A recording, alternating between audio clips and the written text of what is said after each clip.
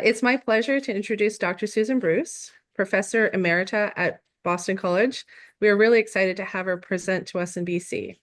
Dr. Bruce's work has shaped a lot of what we do in deafblindness, particularly in literacy and communication. So just a little bit about Dr. Bruce to start. Her research areas are communication development and intervention for learners with severe disabilities, including deafblindness, assessment, and action research. She has published more than 100 articles and chapters, with 70 being about learners who are deafblind. Dr. Bruce remains active in research, consultation to schools and families, and professional development.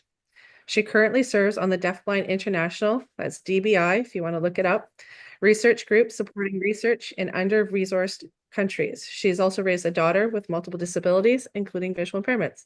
So we're really excited to have her here presenting for us. And today's presentation is Touch in Teaching and Learning. So I'm going to turn it over to Dr. Bruce. Thanks. Thank you, Alana. Appreciate it. And Annie, I will need your help on monitoring chat, please.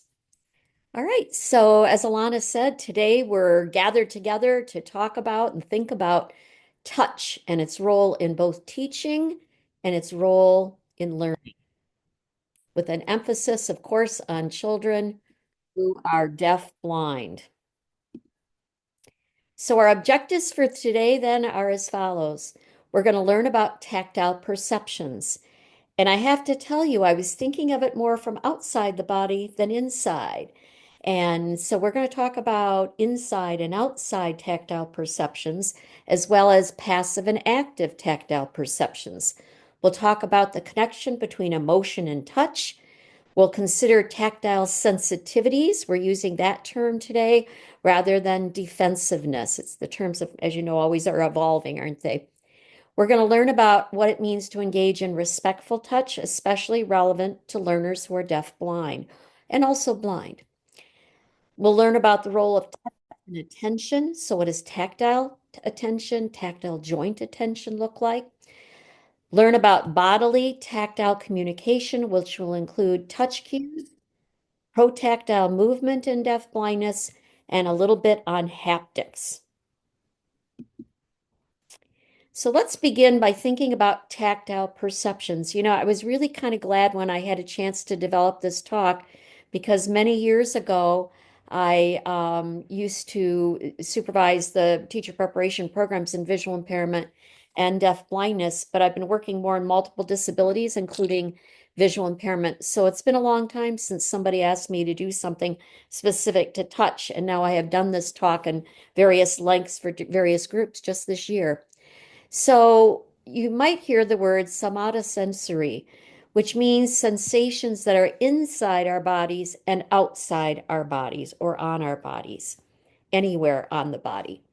So inside the body, it would include things like heart rate, pressure we might feel somewhere, like maybe heartburn, for example, or pressure in a muscle that we've overused, hunger, thirst, gas pains, really any kind of pain at all. And we know that when we get these tactile sensations from inside the body, they can be kind of distracting. And I like to think about this. I think the kids I think about first are those with charge syndrome. And I think about their issues with the gut and so forth and the sensations they might feel. But we should be aware as teachers, therapists, and interpreters, really any professional role, that these tactile sensations inside the body have a very real influence on our interactions and just our well-being. So then outside the body, this is when stimuli affect us from outside of our body, or the outside, I should say, of our body. So this is like the learner being touched by other people or by objects, bumping into a wall in the environment, or the learner more deliberately engaging in touch, like reaching out and touching objects or other people. It's also important to think about tactile perceptions, not just inside and on the body or outside onto the body, but to think about the outside or the outside of our bodies as being engaging in touch beyond the hands. So we use our feet. Like we often feel changes in terrain through our feet, and we know in orientation mobility People can use those changes in the flooring as important information for mobility routes. When we bump into a door frame because we perhaps underestimated our width, we also gain information through walkers and canes, mobility devices of other types, as well as through our feet. So passive touch then occurs when, we'll say a student for today, when a student who's deafblind receives touch from an object or environment or a person. And I've known quite a few students, not just of my own, but those that I've consulted about, who were nervous about things like elevators. You don't have to be deafblind to be nervous about what could happen in an elevator. I do understand that. But being bumped into or the potential for people to kind of touch your body in ways that you might not expect is a more real common experience for people who are blind or deafblind because their vision will not guide them to avoid those circumstances that come up instantaneously. So that's passive touch. You're being passive and the touch comes to you, wanted or unwanted. Active touch is when the student is exploring something. It's coming from their body and moving outward. In other words, they're the initiator or they're in control of the movement and the tactile perceptions they're going to receive. So, tactile then refers to both passive touch that you weren't necessarily planning on and active touch. So we want to remember then that each learner who is deaf-blind, really all of us, but we're thinking about deaf-blindness today. Each learner who is deaf-blind is an individual who has different responses to touch, just as all of us do. We also want to remember that touch has relevance when we're thinking about uh, cultural preferences and when we're thinking about being intelligent or culturally sensitive. So some cultures are more tactual than others. For example, I'm an American. Many people would not regard Americans as being particularly tactual or even particularly gestural. I've had that comment made a number of times to me when talking about gestures and touch or tactile perception. So we want to be sensitive. I was teaching in another country, and there were rules about women not having their palms touch the palm of a man. Thus, handshaking was allowed woman to woman, but not man to woman, and so on. So you have to know what those rules are in terms of the families too, not just the people you might be working with, but what are they passing on as expectations because of their culture. So we want to consider families broadly then and their use of touch and how they think about touch. How do they use touch in the home to guide the child's learning and experiences? What are they comfortable with? And are there any cultural rules then about touch that they honor within their family and their family home if you're going into the home? Another area then to think about is touch and emotion. When I see that title, I think about bodily emotional traces, BETS, right? That the Europeans have done so much with all of that wonderful body of work, that memories are often built on experiences that involve our bodies when we're in motion, combined with high level emotional experiences. That tends to tie to what we remember. So I digress just a little bit. So, touch and emotion. The skin can reflect emotion, as does the way we touch people. The touch our parents share with us tell us something about how they feel about us at that particular time. We become aware, then, we should become aware of our own hands and their role in carrying feelings that we're experiencing, as well as the practical or pragmatic functions that they serve. I know when I had a classroom of 10 children who were deaf-blind, all at very different levels of functioning, we don't group that way anymore. I was always aware that I could hide upset or hide my feelings from my students when it came to how I looked. I was pretty good at that. And I could even modulate my voice to kind of hide how I might be feeling because it might have been a good thing, not appropriate for them to experience in the classroom.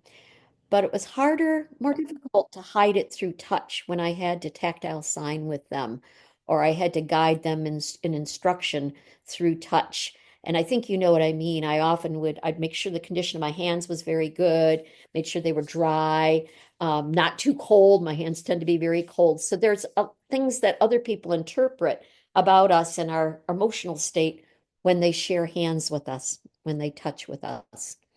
We also need to think about lightness and heaviness of touch and how quickly we're moving when we share touch. Are we directing the child or are we inviting them to interact with us or to learn from us or with us?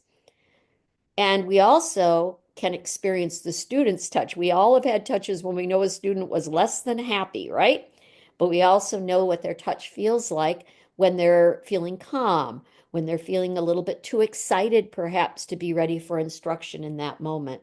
So we want to think about the emotions that we convey as the teacher when we're engaging in teaching through touch. Really at any time, but today we're focusing on touch. Touch can be surprising. We've all been there, and that can frighten or upset our students. I know you probably have a dozen or more stories about from your own experiences. And so this connects in part to a later topic for today on the use of touch cues so that we're not startling students by taking their hands and doing things with their bodies without first having a touch cue and a pause so they know we're there and something's going to happen. Our touch can also be very calming, and that's true for all of us. Some tactual experiences will evoke emotions in our students outside of their touch with us. Like some may enjoy messy materials, many may not enjoy messy materials. So just touching a materials that you might be using in instruction will evoke emotions in the kids. Emotional attunement also. The Europeans have done a lot of work with this as well. Just being really thoughtful, mindful about what the emotional state is that your student is experiencing from moment to moment when you're engaging with them. And to kind of also then, as part of that, regulate your rhythm, regulate your speed, the way that you're interacting to match where they are. Are they in a really calm, a little bit slower state? Are they in a state where they're kind of overexcited? In that case, you may not want to match them. You may want to do a more calming presence to kind of help them to self-regulate. So we emotionally attune then, and our touch and the rhythm of our touch should reflect that. And so here's a little gal. Someone's apparently doing some tickling. That could be fun for some people. Some of us don't appreciate that particular kind of touch. Some people get very almost sort of afraid when someone does that. So we have to think about how the same touch can be interpreted differently by different learners then, or different children within our own families. So touch is critical. Touch is just as important as our need for food and water. And we know without touch, a great deal of very severe and long-lasting sense of deprivation can develop in human beings. But touch has to be right for the individual. All right, so let's think about touch and positive self-image. So in the blindness curriculum, and we borrow from that for the deafblind curriculum, when we're thinking about how we develop a sense of who we are then, which is actually part of the self-determination curriculum, we can begin by thinking about self-awareness. We start with awareness of ourselves and then we build a more refined awareness of others over time. So we start with ideas around body awareness, like body concepts, and teachers of students with visual impairment, certified orientation mobility instructors know a lot about, a specialist, I can say, know a great deal about the body concept, body awareness curriculum. And we want to think about that a lot as part of self-awareness, good beginning, a good start. Connections then happen between tactile exploration and building preferences, don't they? We touch different things. We like some of those experiences. We do not like some of the others, although we might like them later, or the opposite could occur. And as we develop those preferences based on touch, tactile exploration, then that becomes part of how we define ourselves, part of our sense of self. So preferences that are built through touch do relate to self-awareness and sense of self. Also, touch and identity. So we should make sure that all the kids have a name sign. I'm always surprised when well, not so surprised anymore, but I'm still a little surprised and a little dismayed when I meet a child who's deafblind and they're already 10, 12, 15, and no one has helped them to develop a name sign and no one gave them a name sign. Typically, name signs are given by deaf people to hearing people, but that may not happen for our students who are deafblind. So some people are teaching names of others, but not ensuring that the child has a name. So we should be thoughtful about that then and make sure the name represents them in some way. So then when we're engaging with the child, we also want to give a touch cue to let them know we're there rather than just taking their hands. Always give a touch cue and then give a pause. And also make sure that we can provide a name sign for them that can be expressed on their body, if that's acceptable and preferred by their family and by the child. It kind of depends on their level of vision too. We also want to work on building self-confidence then as part of positive self-image. And that stems from our interactions through touch in part, as well as through attachment, which relates to touch, and feelings of security then. We also want to watch for what upsets the child and what brings them joy. So both experiences and all the ones in the middle. And we want to be sensitive to tactile experiences that evoke fear. One of my favorite studies was one on humane education. And the parents at the school had asked us to work with their students who were blind and deafblind on specifically humane education related to dogs because they were wanting service dogs or guide dogs. Both requests had been made, but they really didn't do anything with their own family dog. And I remember that a couple of the students in our after school class, which was also a research study, had already had unfortunate experiences with dogs. So that was, that told us we had to be more thoughtful then about those folks. And I also was reminded at the end of the course when we decided to bring in a puppy that, oh my goodness, if you have no functional vision and perhaps you also have a hearing loss, you're deaf blind, puppies may not be so much fun for you because they're unpredictable. And before you know it, they're just all over your body. And you could see the kids that had a certain kind of a sensory profile didn't find that as enjoyable as the kids who had sufficient functional vision and hearing to, especially the vision, um, to recognize that this is a small animal, this is a baby animal, and so on. So, what may be a source of joy to one of us through touch may be a source of fear for another. And so, we want to be sensitive to that then. We want to think about touch and what it means when a relationship is reciprocal, including the relationships that teachers and other professionals or parents, other adults, share with children who are deaf-blind. So part of listening to a child who's blind or deaf-blind is to watch what they're doing with their hands. How are they learning, using their hands to explore? How do their hands react to different kinds of experiences? And then we modify what we do in response to that. This next bullet is about being responsive to all communication attempts, some of which will be tactile.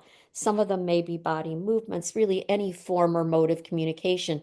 And this idea that we should always recognize, acknowledge each communicative attempt even if we can't go along with what the child may be seeking in the moment, that is actually one of the 12 rights on the Communication Bill of Rights by the NJC. I serve on that group, by the way, and we just redid the rights. So if you haven't received the third version, you can go to the ASHA website or Google Communication Bill of Rights and look for it. But that right is still there. Sometimes adults, especially, will ignore a communicative attempt if they can't provide the child with what it is they're seeking in the moment. But it's better to acknowledge. And then if it can't happen, then you have another communicative message like later. But at least we acknowledge it. We want to create opportunities then for the kids to have reciprocal relationships, including those through touch. And for some kids, they may not have had many opportunities to give or help others. And I have some wonderful experiences with parents who have found volunteer jobs for their children who are, or young adults or adults who are deafblind in the community where they're volunteering and they're giving their time to help other people. So we want to be sensitive that often the kids are recipients of a lot of support and help, but maybe they'd like to be in the other role as well. And some of that engages with touch then. We're all familiar, I'm sure, with Van Dyke's work and the child-guided approach. It's been part of deafblindness actually long before Van Dyke, although perhaps not called that. So this is when we follow the child's interests and then, so it's child guided rather than adult directed. Those are polar opposites, but both have a place in the education of children who are deafblind. We tend to be a very child guided field, though. We follow their interests, and that's particularly important for early communicators, as is that high level of responsiveness, very critical for the earlier communicators. So later, then, we'll be thinking about hand under hand technique today as a method that we associate with the child guided approach. So I'll talk with you about that in a little bit. So touch has no language barrier. There may be cultural differences and preferences, though. How are we with the chat? Is anything going on in chat?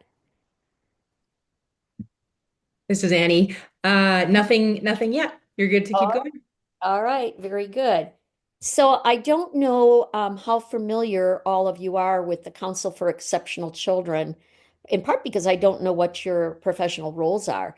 But the Council for Exceptional Children, or CEC, it's a national organization, but I really think it's more international. Countries from all over the world send delegations of professionals who fulfill different roles in special education to CEC. So if you haven't been to CEC site yet, you should go because a couple of years ago we completed the revision of the standards of practice for special education teachers and also for interveners in the area of deaf blindness. So you'll find the standards coded with K for knowledge and S for skills. And there's an initial preparation set then, which is generally regarded as those that you would use with a bachelor's degree. And then we have the specialty sets, as I said, for teacher and intervener. I don't know that this link will work when I pull it up. Let's see what happens here. I think it's not going to appear in green. You can't see that, can you? No. All right. So No, yeah, no. that's what I thought. I've got it on another sheet, but I think what I can do, because on the next couple of slides, I actually listed the standards that relate to touch. I think I will not pull up the link, but then when I get to the Cedar link later, I'll exit the PowerPoint and pull that one up to make sure that I show you how to navigate it. So I extracted then some of all of the standards I could find on touch. And honestly, I was part of this group. It took us 2 years to work on these, and they went through different iterations and much input from professionals and a review of all of the literature in all of the areas. So it reflects all of the research that's been done. But going back in preparation of this talk, I was struck that we didn't have as much on touch as I would have guessed if you had asked me. But here it is. So the first standard that I have listed is Deafblind 1, Knowledge 8. That's what the K is for knowledge. Principles of respectful interactions that promote access, meaningful participation, and skill development. So each of these standards are the things that teachers need to be able to do well if they're serving children who are deafblind. Then the next one is Knowledge 3, effects of deafblindness on social and emotional development, including relationships with others and so on. So it doesn't specifically say touch in either one of these, but does relate to touch. And the next one does specifically say touch. This is skill 2. Utilize skillful touch movement and following the child's lead to promote trust and security and so on. So those are a few. Oh, I think that might be all I had. So just 3, kind of surprising, really. So when we redo them, we'll have to remember that we probably want to be a little bit more complete in our thinking about touch then.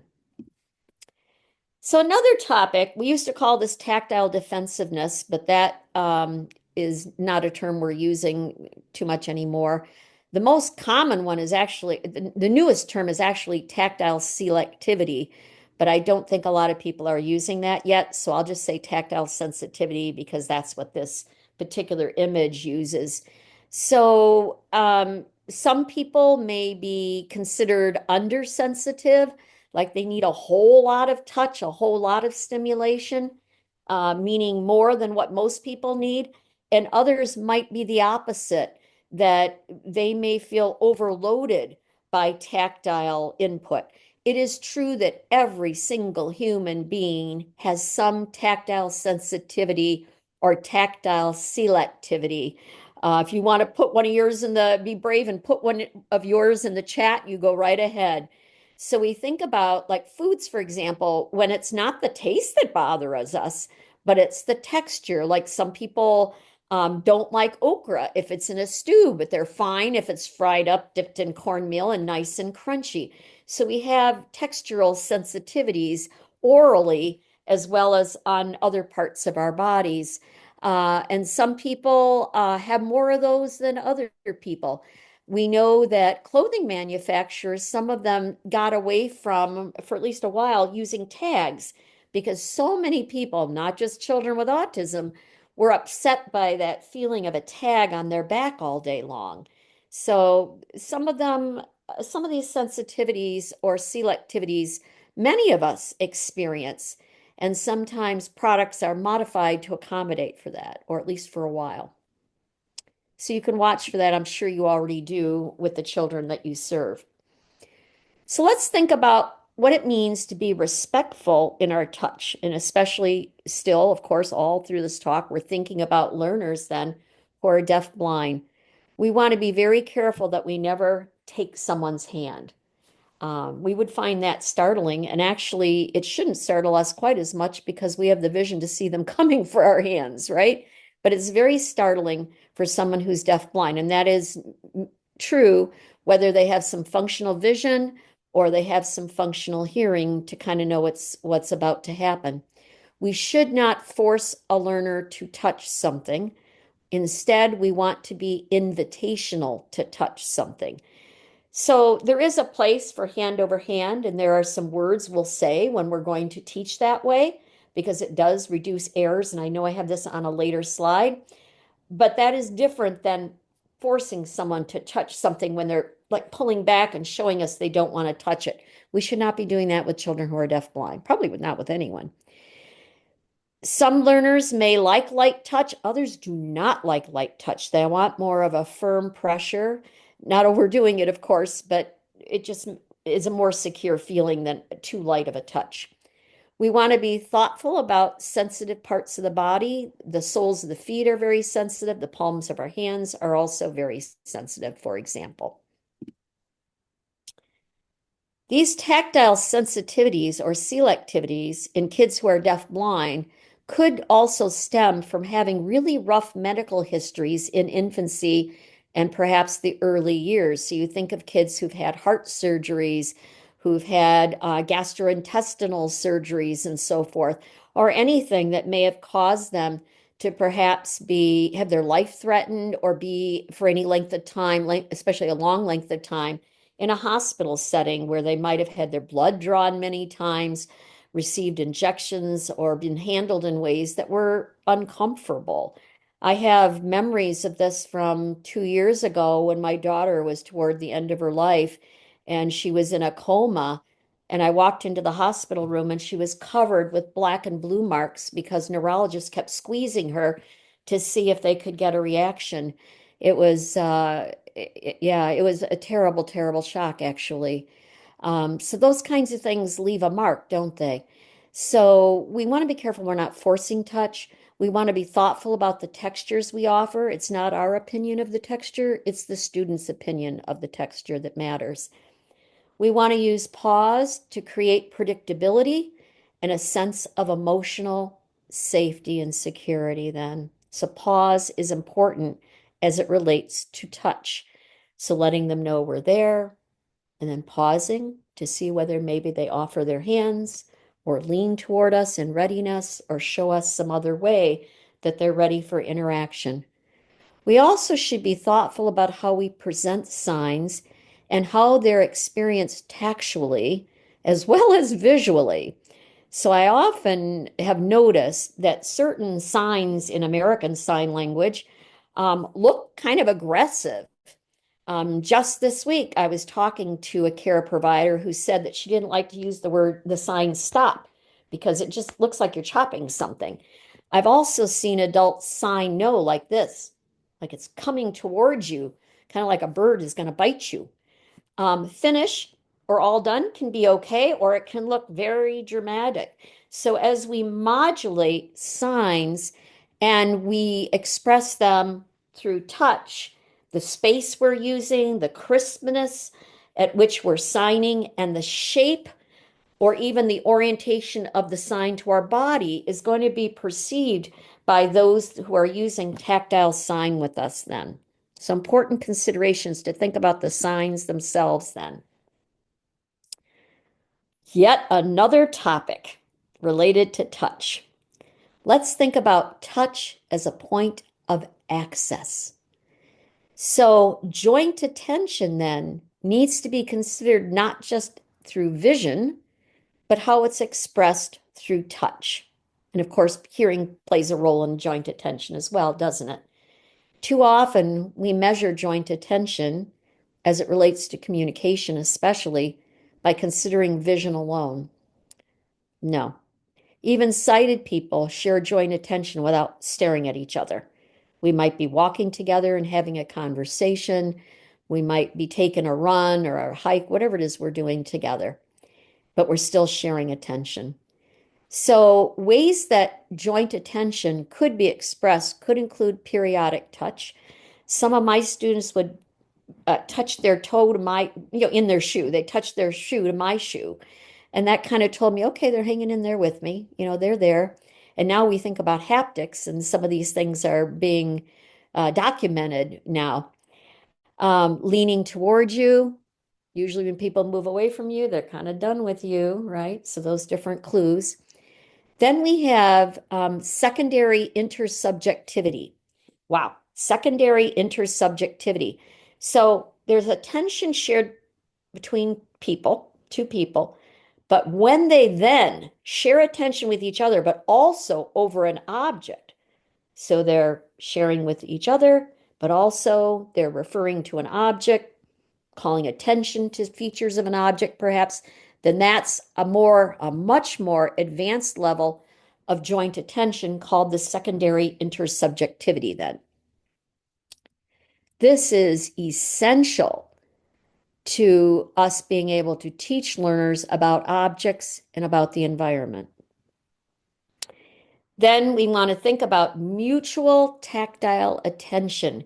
And this could begin very early in the home, for example, like putting a little blankie underneath the child's tummy when they're creeping or crawling so that they know when you're holding the blanket above their body that they have some security. And if they're about to bash their head into a console or something, you're going to kind of pull on it and warn them that they should stop. So, or crawling over their bodies, however you're doing it. So this mutual tactile sharing of attention then is also one of the ways we build trust. We can very easily violate trust if touch is not happening in a positive way for the child. So again, it's their perception. Motor skills are also really important to touch. So you think about how often we explore or we touch, but that requires us to move out from our body, right? Which may not be possible for some children. We may be bringing things to them instead. The use of one or both hands, crossing the midline is very important. Thinking about the child's positioning then, how is their body positioned and how does it support the use of touch then? Gross motor skills give you access to objects. It changes your visual perception of a room in terms of you're positioned and you're there in one spot for a long time, or you're moving and you're seeing different features in the room.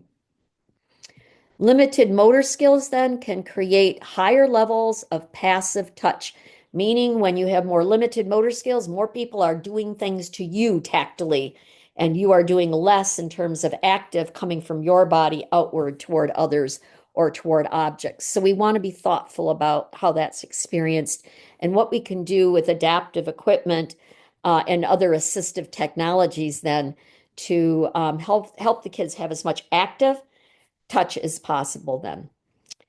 And of course, we would collaborate with the physical therapist and the occupational therapist on anything to do with touch.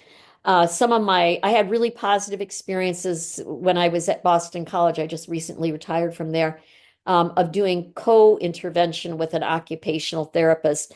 And I would be doing the role of the teacher of the visually impaired, and she'd be doing the OT. And oh, just wonderful things can happen if you have the luxury of being able to occasionally have two adults working with a child at the same time. Let me get a sip.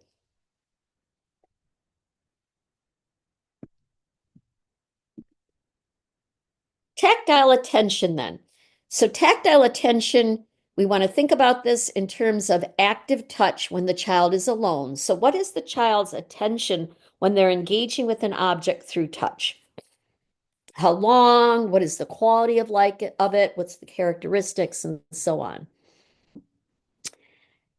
This also includes, tactile attention includes active touch when they're sharing time with you, like co-active exploration of objects or perhaps the environment. It includes tactile attention when you're engaging in tactile communication. Tactile attention may be shown by the hands or, again, by some other part of the body, like the foot. Is the tactile attention, what is the length of it? Is it very short? Is it longer? Is it how activity dependent is the tactile attention? What does it look like across different objects and different people and in different environments then?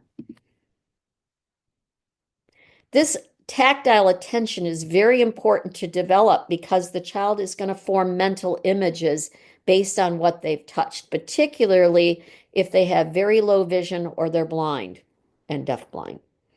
It is also tied to building memories as well as sharing memories. It's tied to making meaning, like making meaning of a room or making meaning of a particular object and its function. And we can play games with the hands and make it fun as part of how we are going to work then on extending tactile attention, like playing clapping games and patting games and different things that we might do. Of course, being thoughtful about the child's age and the appropriateness of that. We should be encouraging tactile attention, just like we often say, good looking. We need to have a phrase that we use for good tactile attention then and encourage it.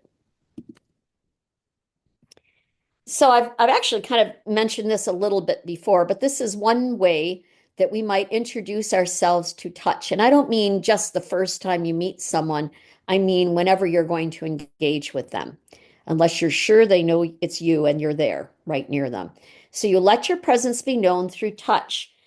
If the child has sufficient vision, you might hold your palms up. If not, you might try a touch cue like touching their wrist, and then you want to pause this touch to the wrist. If they don't yet understand, I'm here, or your name and I'm here in sign, then they will recognize over time this touch. Oh, she does this or he does this, and then they wait. Huh, what do they want? What do they want? And what we're looking for then is for them to show some sort of interest in the fact that we're there, as opposed to putting the head down, pulling the chair back, getting up and leaving, right? All right, so we're going to watch what they do with their bodies and especially their hands then. But what we're teaching them, and it will take time, is that we're not going to come and just grab up their hands and start a lesson. We're going to let them know we're there, and we're going to look for some initiation. So this is a nice picture of someone sharing hands, sharing touch. That's really all it is. This is another picture of a boy who's deafblind, and you can see he is holding the hand of an adult. It could be a teacher or a paraprofessional. I don't know, of course, from just looking at it. It's a picture from Barbara Miles's work. And so he's using his residual vision or his functional vision to look at what's happening. And apparently, they're doing an activity around sharpening pencils. So he's looking toward the pencil sharpener, as you can see, but he's maintaining contact with the adult, his trusted adult for communication. And this happens a lot with the kids, doesn't it? So she's not necessarily the one in charge of teaching right now, but she's there for him. So sometimes they maintain touch just because it's like the security, but also to be ready to communicate then. So what does hand under hand technique look like then?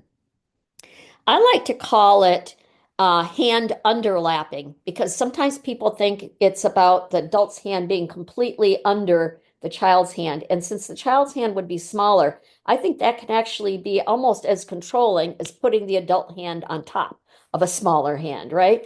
So I like to think of it as the adult's hand or larger person's hand underlapping the child's hand. That way, the child has some volitional movement that is not feeling as though we're pushing it or encouraging it to happen. So the idea, the whole point really, is that the learner has some control over how they're going to use their hands to explore and learn. Barbara Miles has written a lot about this. You've probably seen her discussion of the hands being the eyes, and that being the reason why we try to avoid covering a child's hand, and she likens that to covering a child's eyes then. So sometimes people get concerned about this, just like they do about child-guided versus more systematic adult-directed approaches. I do think there is a place for hand over hand. He might shoot me because of that. I hope not. I'm safe over here, I guess. But hand over hand, we know that BCBAs and RBTs in autism, and some of our kids have also been diagnosed with autism and also with other disabilities. Do more adult-directed instruction, and we don't generally recommend that as a dominant approach in deaf blindness. We just don't. But it can have its place. So when we do hand over hand, we should have some way of showing them physically that that's what we're doing. And if they resist, then we have to rethink it. But the reasons for hand over hand or adult control of the hands to some degree, not entirely, is to prevent errors from happening. The best way to prevent learning errors from happening is to have very carefully planned out lessons. I would always say to my master's students, wait that extra 2 or 3 days or even a week until you have this lesson just set up correctly so you're not introducing errors. Because I know from experience that when we have to undo an error, sometimes the kids react like, what the heck? Now this is a mistake. That's why we don't turn a lesson over too soon to being independent, because once they do a whole bunch of errors because no adult was there to support them, now we have to undo the damage. So errorless learning is an important concept that applies also to children who are deaf-blind. And I also think in terms of blindness. So even the physical setup of the lesson, it is much more important to do that well when you're working with children who are blind, especially with multiple disabilities, or children who are deaf-blind. To change it up later kind of feels like we're doing something mean to them, I think. So when we're doing this hand over hand, we don't make it a dominant part of the day or the programming, definitely not. And we want to make sure that we're still not forcing their touch. It's more like we're providing guidance and showing them something. And I rather like the language of, could I show you something? And even though they might not know that word or that sign right away, I think that there are ways that over time they will start to understand what that means. So still at the heart of it, we avoid forced touch, always. So here's an adult and a child sharing touch through the hands. Let me get a sip.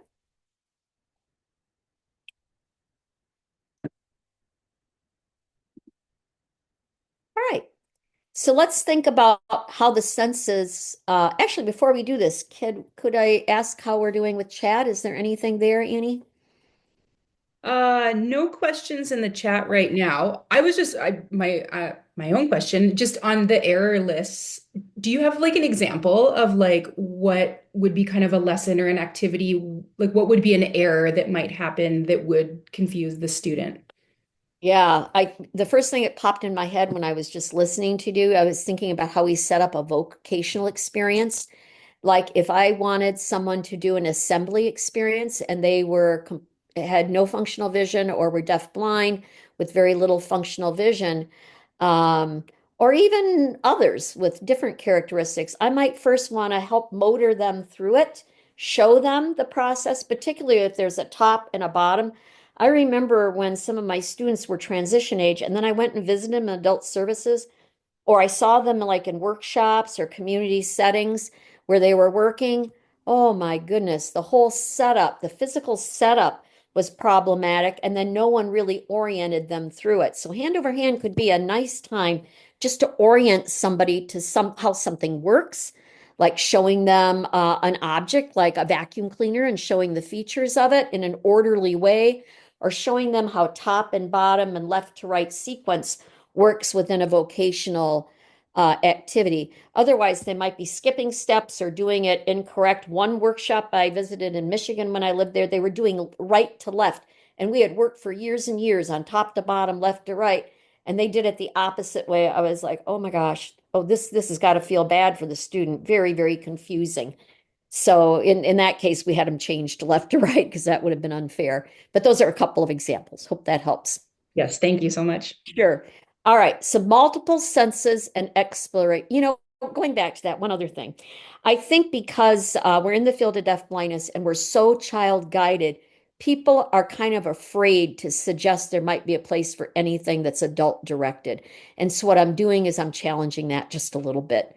And especially since sometimes we look down our nose at contributions of behavioral theory. We do that in deafblindness, but we shouldn't, because behavioral theory brought us prompting systems, which we all use, reinforcement, wait time, pause, all of these different principles that we apply when we're being child guided or not.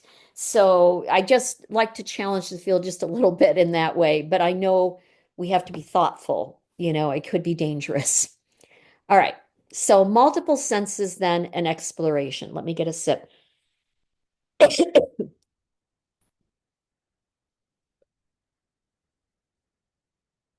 Most children who are deafblind have some functional vision or hearing. On the US Census, it's well over 90%.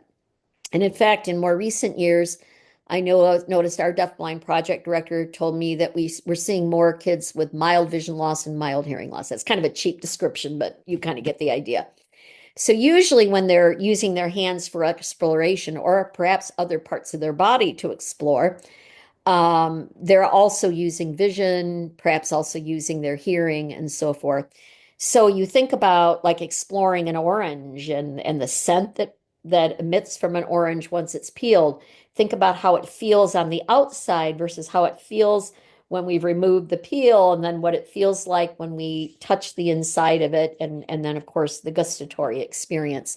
So multiple senses are usually involved.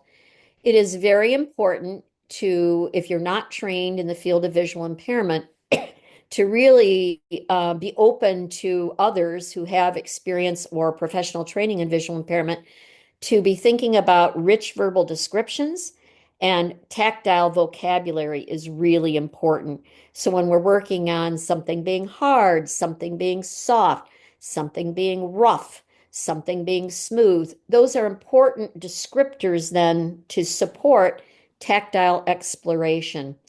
And again, I put in a little reminder to think about positioning and what facilitates tactile exploration, which could unfortunately be different than what supports the use of vision. So we have to think about the roles that all the senses are playing in learning then.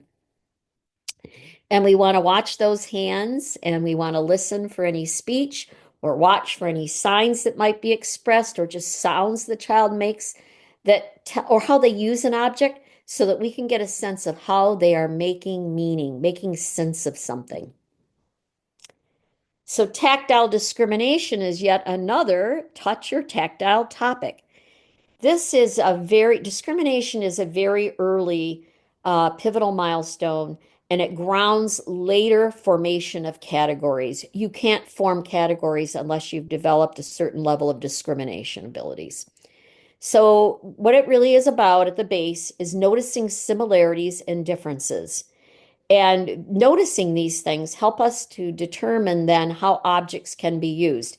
And we probably, those of us in visual impairment and deaf blindness, have probably had students or someone we knew who used an object in a way for which it wasn't really intended because that's what they did with the object initially. So I could go on and on about that whole topic. But I think about kids who had gotten a hold of combs and used them as filtering devices and then didn't want to use them on their hair when they're a teenager, but not such a big deal because we had other things we could use, like a hairbrush. But for other things, it could be kind of problematic then. So the foundation for discrimination through touch, it's very, very important. It's a foundational pivotal milestone. When I say pivotal, I mean that when you achieve this handful of pivotal milestones, your learning in other areas will blossom. I might even say catapult and be more dramatic. We discriminate then by attributes that we discover through vision, hearing, touch, smell, and taste. And again, that vocabulary for tactile discrimination, which your teacher of students with visual impairment, TCVI or TVI, can help with, will be very important. So touch then helps us to develop concepts, doesn't it? Like we could think about concepts about objects as a beginning point, because that's concrete. Touch will help us to identify an object, help us to figure out its shape, its size, its texture, how heavy or how light it is, how the object functions then, and also touch helps us to figure out where an object is. So if you're a person that likes to change the arrangement of a room a lot or workspaces, try to resist if you have students who are blind or deafblind, unless they're quite high functioning and you have ample time to reorient them to space. Predictable space is really important in blindness and deafblindness. So, a related topic on touch, parts to whole learning. The quality of the child's exploration is really critical, and how you teach them to explore thoroughly is really important. It's your responsibility. So, too often, someone doesn't have much exposure to a particular object yet, and they touch it tangentially, and then that's it. And then somebody names it in sign or in voice. No, that's not what it is. So we say door, we sign door, and they touch the doorknob. They go to the tangible schedule or anticipation shelf, and they touch perhaps the representation, and that's what it is. But maybe they didn't have enough time to really explore it and explore it relative to what it represents, the referent. So parts to whole is really important to appreciate. The Aesop's fable, Blind Men and the Elephant, is a good illustration of it. So what happens then is, oh, we need to appreciate this. As sighted people, we easily get the gestalt or wholeness of a space or an object. Boom, no effort. But if you are blind or you have very low vision, you're experiencing parts at a time through your low vision or through touch. And then you have to use your cognition to put all of those parts into some sort of a sensible whole. Our books do not say enough about what that would look like. And I really hope that with technology and all the studies we have in the brain, that could be demonstrated. Parts to whole learning is much, much more cognitively demanding then. Also, how you use an object, especially an object to which you are mapping other objects into a class or a category, the way you use it is a powerful way of determining that. And that's a whole nother thing we could talk about. But think about parts to whole learning and giving the kids time enough and repeated experiences to learn about particular objects or perhaps like a workspace. Parts to whole later on is then going to relate for some kids to learning Braille and tactile graphics. For example, tactile graphics for an orientation mobility route. So quality exploration, they're going to explore as much of the whole as possible. Sometimes we can't, it's not safe. We're going to explore the whole until the object is recognized. We're going to avoid miniatures, and that is because we're attracted to them because we're temporarily sighted. The detail in a miniature is often expressed in color. Someone who's blind and deafblind may not see the color. The same level of detail that we can experience through typical vision is not accessible through touch. So that's why miniatures are difficult. Also, if you're working with kids with multiple disabilities, you'd be surprised at how old a child is before they understand the relationship between a representation that's smaller, like a model of a room, and a room that they know very, very well. It's not as intuitive as we think. So there's different reasons to avoid miniatures. If the child already knows the meaning of a miniature that you're using, I wouldn't take it away because we don't take away vocabulary, but I would avoid using them in the future. Better to use a partial object if you need to downsize. Watch the tactile quality of any textures you might use. I noticed in my classroom it would be good for me years ago to close my eyes sometimes and just focus on whether the quality of it was the same or whether from use it was worn down. And sometimes we like textures because they take up less space, kind of like pictures do. We want to also, for some objects, we need to teach the inside and the outside. I remember having academically inclined students when I was at the Michigan School for the Blind. They're in advanced math classes, but they didn't know the difference between an outside and an inside of a fruit because somebody always cut it up and gave it to them prepared. So inside and outside of some objects. And of course, there are applications then for teaching the anticipation shelf, schedule, or calendar then. So we can watch the children's hands and see what those hands tell us about what they're learning then. We also want to make sure that they're learning about the environment and to think about the spaces and how we've dedicated certain spaces for their learning. This is an example from one of my research studies. This teacher always uses red to represent finished or all done. And these are different story boxes. We're going to be talking about that more in May, so I'll save that talk for later. I also want you to know about the Cedar Center if you haven't already explored it. The evidence-based practices are there. Kay Farrell did the ones in visual impairment. John Luckner did the ones in deafness, and I did the ones in deaf blindness. I thought I might pull it up, but in looking at the time, I don't think I dare. But I'll leave that for you. I'm sure they can share the PowerPoint. You can go in. It's a little tricky because what happens is these documents, they're called innovation configurations. That's a weird name, I know. But if you click on innovation configurations, they're on different topics like reading, sensory impairments, I think was the title of ours, and so on. At the end of each of those documents, it gives you a table. And so in that table, they've listed the different evidence-based practices, and then you can code how you're doing in your program, like whether you do it all the time, sometimes it's not there. So it can be used then for program evaluation and most important for program improvement. So I just created a slide that mentions some of the places within the Cedar, the deafblind section of the Cedar innovation configuration that relates to touch then on this slide. So I'll let you look at that on your own. All right, so let's think about tactile modeling and physical guidance.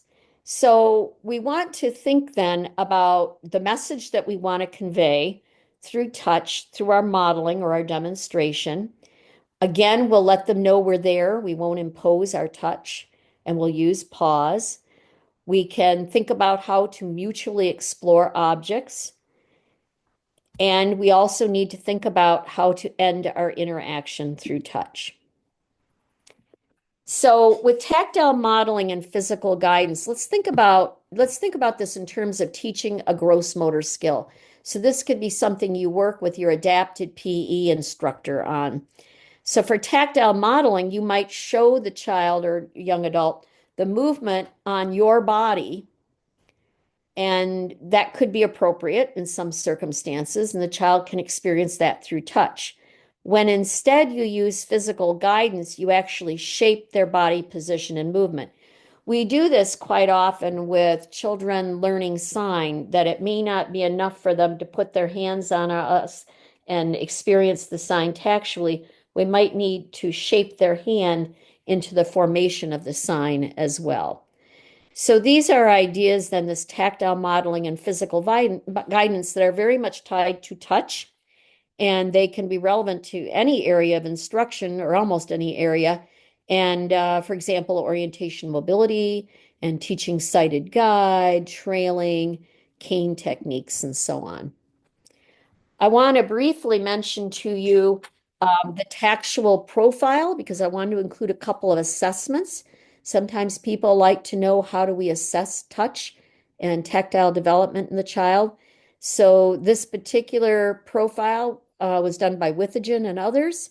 And in 2009, it was published, and it measures tactual sensory perceptions and awareness, tactual motor, tactual perception, and practical skills then. Another discovery that I made in recent years was Jude Nicholas and others' work on the tactile working memory scale. This is worth pulling up, and you can get some information on both of these by just Googling the titles of these assessments. So working memory is the temporary storage and processing of information. Jude's done a lot with that work, and it involves encoding, like finding out something's there, detecting it, and making sense of it or interpreting it. And then the second part is maintaining or remembering it. And the third is like how you manipulate it mentally. So this manual includes strategies for attention, touch cues, haptics, special relationships, and coactive signing. And I included a few items that you can see are kind of spread out. There's only 20 items on the whole scale, so it's not going to take you very long to do, but it would be a good place for you to begin, I think, in considering a child's tactile working memory. So the first one uses active touch and motion to direct focus attention of others towards an object of interest. And like the one, number 17 is stays focused on the interaction when an unfamiliar or novel feature is introduced. So you can tell that's much higher level, a big difference between item number 1 and item number 17 then. Object cues then are another way we use touch. We tell a student what's going to happen by providing them perhaps with an object representation for the next activity, like this one that I held out a little bit earlier, that I actually made this quite a few years ago to use with a student in a color box activity. Objects of reference to represent people, touching a shirt before we put on a shirt. This can be combined with touch cues. So object cues and touch cues often go together, and they often appear in daily schedules and sometimes in other literacy lessons. So here's a picture of one that's highly iconic, which means that it looks or feels very much like what it represents. What it represents is called the referent. So this one is highly iconic. Here's another set from a real student. So all tangible representations. I don't tend to call them symbols unless they're abstract. We have a misnomer in our field. What we call tangible symbols includes icons and symbols, and something in between called an index. Here's tactile skill development for pre-braille instruction, perhaps. A couple of sheets. Tactile graphic examples, including a map, and some examples we might use in mathematics. All right, now, hold on, let me get a sip. I want to make sure we have at least a few minutes at the end. So now I want to go into basically the last topic, which is bodily tactile communication and language approaches. This would include the touch cues, which we've been talking about a little bit already. It includes haptic signs or gestures, coactive signing, tactile signing, and tactile sign language. I do differentiate signing from sign language. I never put in a report that a child expressively knows sign language, unless they use signs quite flexibly and have a significant vocabulary. Otherwise, I would say they know X number of signs, just out of respect for deaf persons and their language. So all of these ideas then on this slide contribute to attachment, joint attention, concept development, and language development. So touch cues are important because they help to inform the learner that something's going to happen. They reduce startle. We should not be taking hands, as I've said a couple of times, or act on a learner's body without a touch cue to tell them it's going to happen. And that includes a touch cue if we're changing someone. We had a wonderful study. I did an action research workshop in Chile with 5 or 6 schools, and each of them followed through on an action research study that they created with support from me. And then they presented them. It was wonderful. And one of them took this up in the therapy area because they were indeed not using touch cues yet. They had not yet learned about them. And so they worked with the parents and they came up with like just a half a dozen touch cues that they all agreed could be used at home and school. And that in itself is a major achievement to have that level of agreement and that consistency with very, very involved children across the home and school setting. So I was just thrilled. For very early communicators, it would be very important then to do a signal dictionary, and that could include a page on touch cues. So this one is from the California Deafblind Project. It's a couple years old. So the individual who is lying down is about to be picked up. And then on the other side or the other column, the right column, you tell them then what people are going to do as a touch cue to let the child know they're about to be picked up. So oftentimes if we're picking up a child this way, we might do a little touch cue under the arm and pause. We also may want to do a touch cue more than once, which was something the group in Chile realized on their own, because a single touch might seem like an error, right? So we might do 2 touches or 2 taps to let them know what is happening. So all learners who are deafblind, who are prelingual, should have either a signal dictionary or a communication profile so that others know their unique communications. All right, so let's think about tactile sign and tactile sign language. So tactile sign is based on American Sign Language, at least in the United States, and I think that would be a Canadian version of it also. So it is based, the problem with that is it's based on a very visual language, a language that we use position to indicate some of the content. So we want to think about that then. So an individual should always have a name sign, and we should use it often so they learn it. The deafblind person will generally place their hands over your hands as you sign. Finger spelling is done in different ways. They may place their hand over your hand, or you may present it on their palm. So you'll have to find out their preference or figure that out as a team. And it is different from protactile, which is based on touch then, but not based on vision in terms of protactile. So deafblindness has its own culture, and it is a touch culture. We tend to know more about deafblind culture in the several geographic areas in our country, and I would bet you have your own in Canada, where there are clusters of people who are deafblind living. For us, Seattle would be one, and parts of Louisiana would be another one. And many of those folks are deafblind due to Usher syndrome. So they have a very distinct culture, and their culture is more known in those communities than it would be otherwise. So protactile and haptics are grounded in deafblind culture, although one of my students who moved from being a master's level teacher to a sign language interpreter did say to me that some people, some adults who are deafblind, don't feel as positive about haptics as they do about protactile, because haptics, a lot of them were generated by hearing sighted people. So I'll leave that for you to figure out within your own culture then. So protactile is a language of touch. It is more than that, though. It is a philosophy. And at the heart of it is that deafblind people should show us, the hearing and sighted, what works for them. Okay. And instead of us trying to modify ASL for them, they should show us. We should accept their lead and learn from them. Oh, that's smart. Very smart thing to do. So this includes the changes they find that work well for them as deaf-blind adults. So not just us figuring it out. They show us and we adopt what they prefer. So this is steeped in deaf-blind culture based on what they invented, what they created that works well for them through touch. Haptics, then, broadly known, is simply touch perception. And the sign is right hand to left wrist, and then the reverse. So haptics. This is a way to provide information in social context or about social context or about the environment.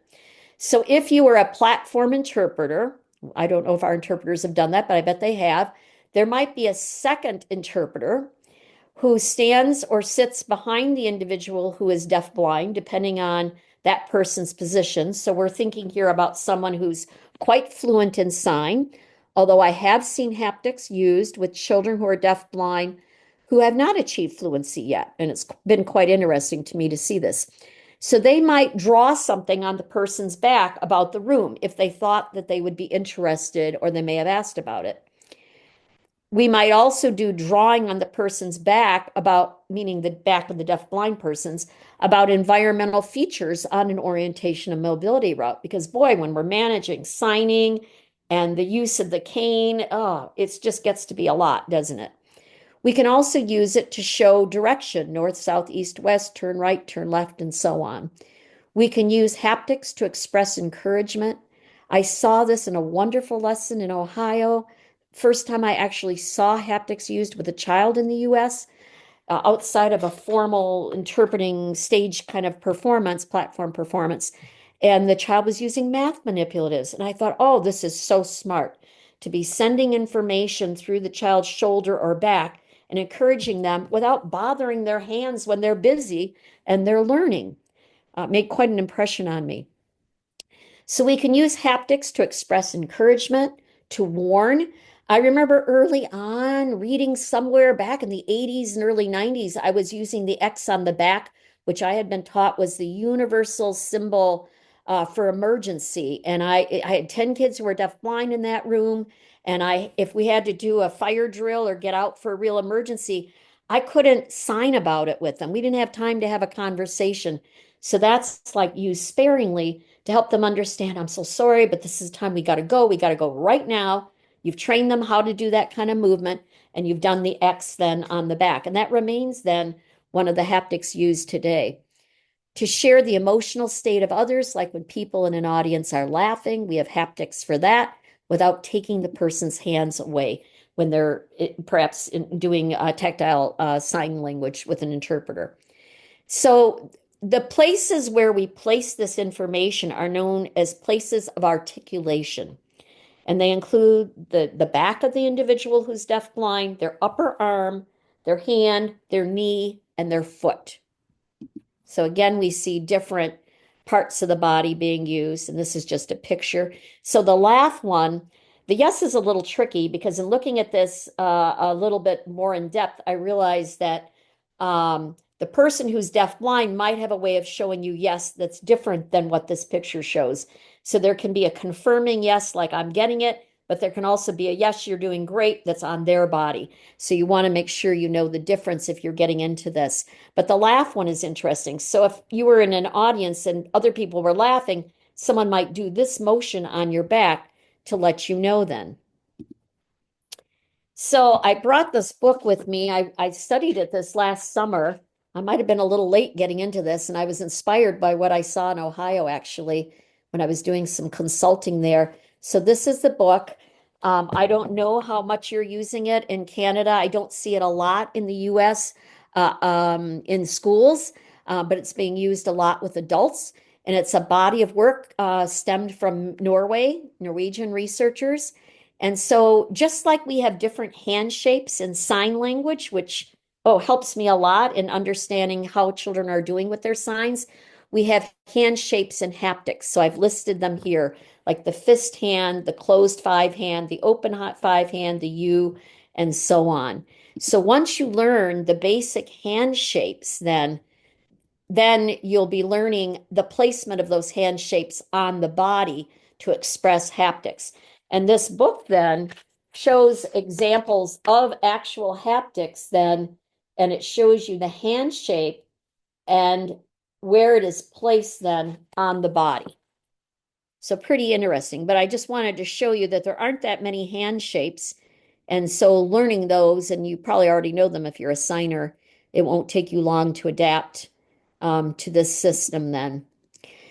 So some of this, I'm trying to cover touch and think about it for learners at all levels of functioning, which is why I wanted to talk with you about bodily tactile communication in different ways.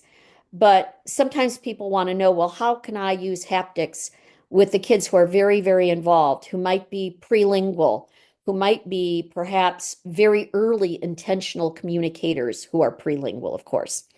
So one would be one of the formal haptics then would be the X on the back. Now we're using a pointing, what's called the pointing hand, so pointing finger. The yes, a closed five hand tapping on the shoulder for encouragement. So a closed five hands, like a pat. Okay. The no, a closed five hand on the shoulder, moving back and forth. It reminds me of an eraser. So if someone were working on a math problem with manipulatives, perhaps, and you don't want to disturb them to sign about what's going on and give them feedback. I love this idea of giving feedback. I saw one kid a year or two ago who was deafblind, adjusting to a different country, had moved from one country into to US, very different cultures, and people kept disturbing him when he was building fabulous things with Legos.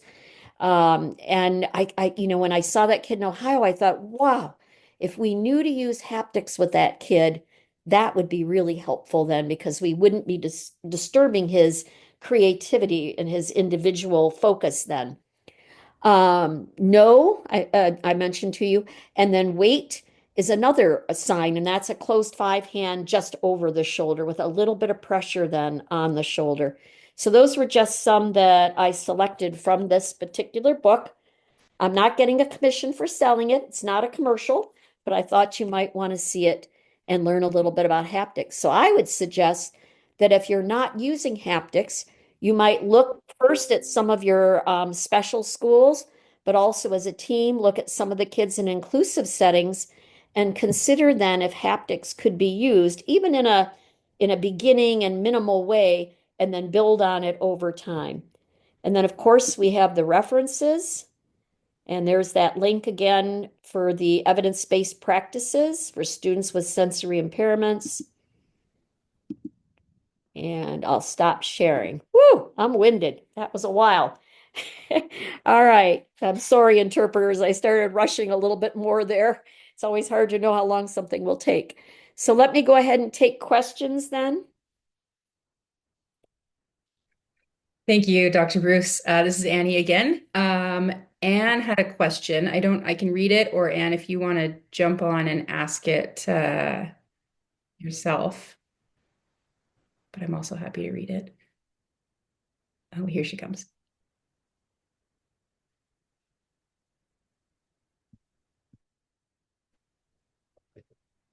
Hi, thank you so much. This has been great, really great to engage and to talk about all the subjects that you've been covering. Very broad, very deep, so it's great.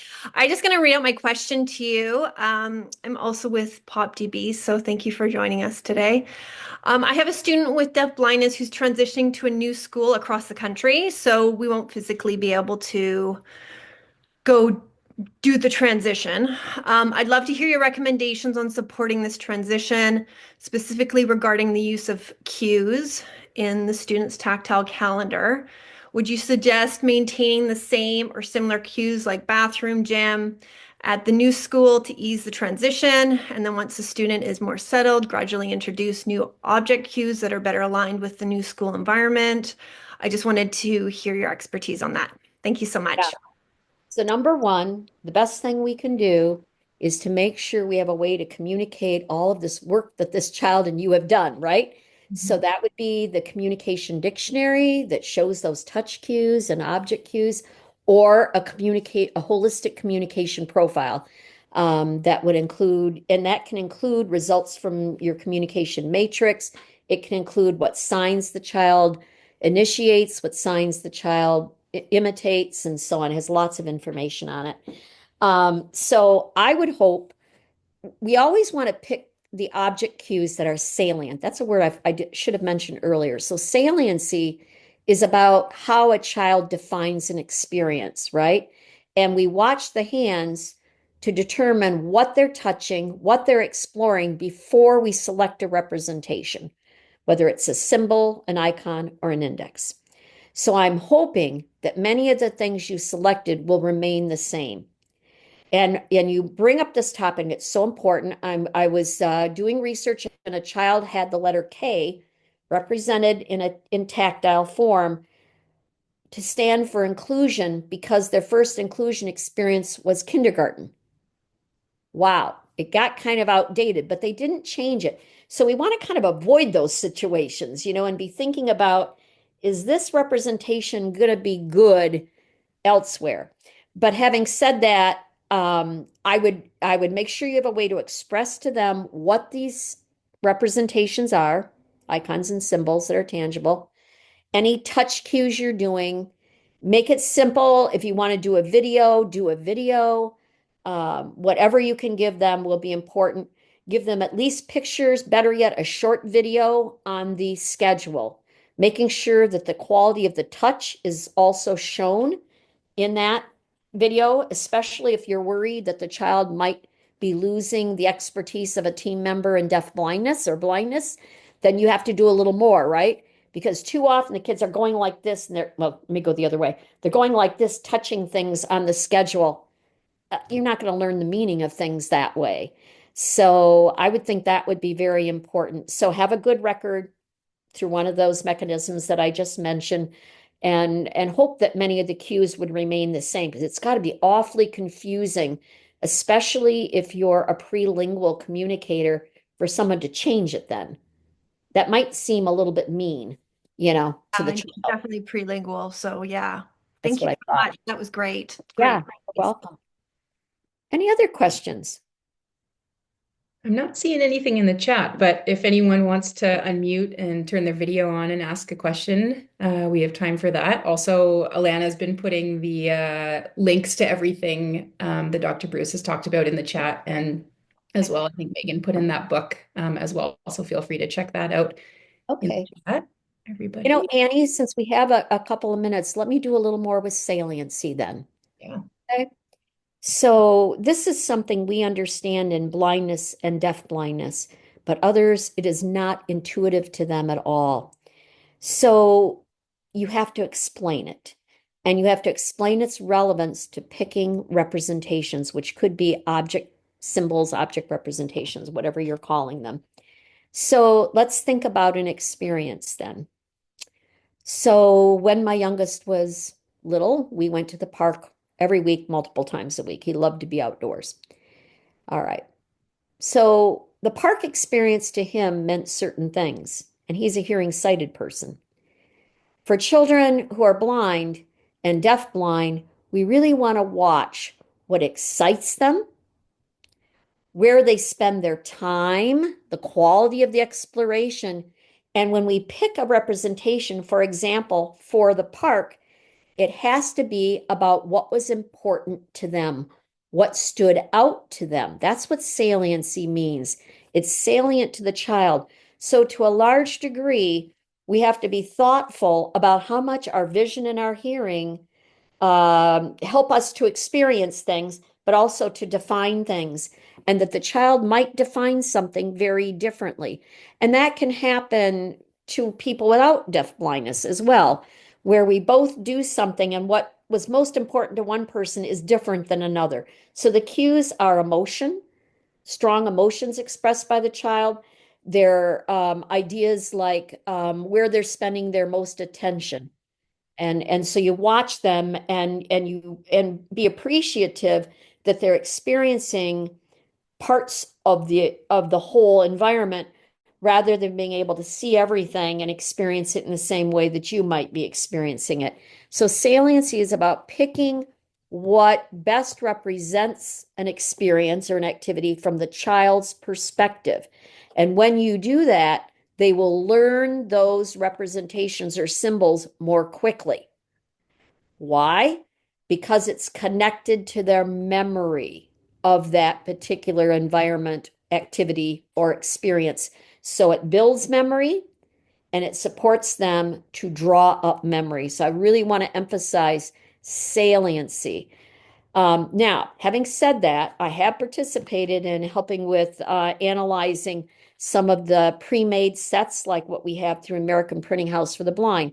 Some people are totally against them. They say, nope, you got to make all of them yourself. I actually disagree with that because I trust the judgment of professionals who know a child well and can look at a standardized set, which will ensure good quality, right? Good quality materials. And we sometimes don't have the time to make everything, right? And then they will pick from within a set only those things which are salient representations for the child they're serving. I think professionals can do that. And that's why I don't say, oh, we have to make everything ourselves. And also, some of those sets were based on research, asking people in different regions what they were using. And if a certain representation was used quite often, then that became the one they used in the set. But be leery of things that are too abstract for kids who are very early communicators. Be leery about, just be thoughtful about the shapes, the textures, and all the different features of the object representations then. So that's enough said on saliency, but it relates to what we're going to do in May, if you'll be around in May for the classic literacy lessons.